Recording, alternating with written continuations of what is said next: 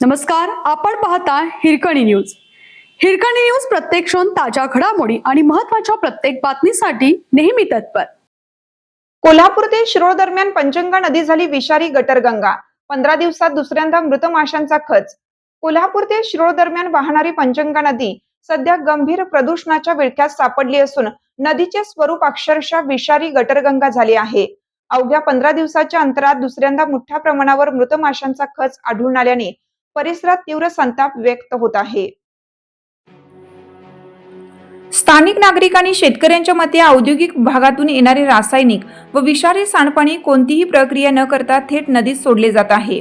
त्यामुळे पाण्यातील ऑक्सिजनची पातळी घटून मासे मोठ्या प्रमाणात मृत होत आहेत. नदीकाठच्या गावांमध्ये दुर्गंधी पसरली असून पिण्याच्या पाण्याचा प्रश्नही निर्माण झाला आहे. या घटनेमुळे पर्यावरण प्रेमी आणि सामाजिक कार्यकर्त्यांनी तीव्र प्रतिक्रिया दिल्या आहेत. नदी वाचवा, जीवन वाचवा अशी मागणी करत दोषी उद्योगांवर तातडीने कठोर कारवाई करण्याची मागणी करण्यात येत आहे. मात्र संबंधित प्रशासनाकडून अद्याप ठोस उपाययोजना दिसून येत नसल्याने नागरिकांमध्ये नाराजी आहे. विशेष म्हणजे ही घटना नवीन नसून वारंवार अशा प्रकारे मासेमारीवर व पर्यावरणावर घाला घातला जात आहे. यामुळे मत्स्य व्यवसाय करणाऱ्या लोकांचे मोठे आर्थिक नुकसान होत आहे.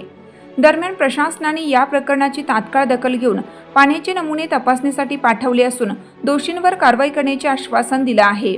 मात्र केवळ आश्वासनांवर न राहता प्रत्यक्षात ठोस पावले उचलली जातील का, याकडे सर्वांचं लक्ष लागलं आहे.